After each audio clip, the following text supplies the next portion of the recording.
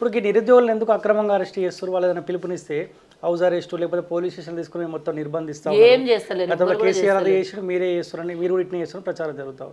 రెచ్చగొట్టి వాళ్ళ ధర్నా చేస్తే పర్మిషన్లు తీసుకోమని, లా అండ్ ఆర్డర్ ఇబ్బంది పెడితే ఎవరిని కూడా ఉపేక్షించాం.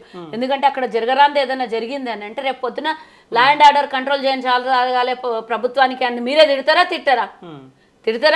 మరి దాన్ని కంట్రోల్ అయితే చేయాలి కదా. డిస్టర్బ్ చేస్తే, ట్రాఫిక్ని డిస్టర్బ్ చేస్తే, లా అండ్ ఆర్డర్ని క్రాస్ చేస్తే డెఫినెట్గా చేయాల్సిందే కదా. పర్మిషన్ తీసుకొని ఆడు ఉన్నది పోయి కూర్చోమనండి, మేమైతే ఫ్రీగా ఇచ్చేస్తాం కదా. ఏ సమస్యలు ఉన్నా పరిష్కరించడానికి, మాట్లాడడానికి, తప్పు చేసినా కూడా సరిదిద్దుకోవడానికి కూడా మేము రెడీగా ఉన్నాం. కానీ మేము బేఖాతరు చేసేసి మేము ఇవి చెయ్యము, మాతో ఇవి కావు, మేము ఈ సమస్యలకు మేము చెప్పినాము, అవును మస్తు చెప్తాం, మేము ఇప్పుడు చెయ్యము అనే పద్ధతి మాది కాదు. చేస్తాం, ఆలస్యమైనా చేస్తాం, ప్రతి సమస్యకు పరిష్కారం చేస్తాం. నిరుద్యోగులతో మాట్లాడడానికి రెడీగా ఉన్నాం, కొత్త ఉద్యోగాలు వేయడానికి రెడీగా ఉన్నాం. వాళ్ళు పోయి ధర్నా చౌక్లో కూర్చొని ఏమైనా నిరసన వ్యక్తం చేస్తామన్నా కూడా అక్కడ మేము నిర్బంధం చెయ్యం.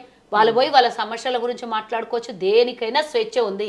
బీఆర్ఎస్ పార్టీ లాగా గతంలో 10 ఏళ్ళు మనం నిర్బంధంగా దొరల గడిల పాలల్లో బతికినము. ఆ నిర్బంధంలో నుంచి స్వేచ్ఛా వాయులు పీల్చుకొని బయటికి వచ్చినటువంటి ప్రజాలికానికి అందరికీ స్వేచ్ఛ ఇచ్చినాం. ఎక్కడన్నా పోయి ఎవరైనా వాళ్ళ స్వేచ్ఛగా వాళ్ళకు ఉన్నటువంటి ఏమంటారు అది భావ స్వేచ్ఛని ప్రకటించుకోవచ్చు, మాట్లాడుకోవచ్చు. ఓకే.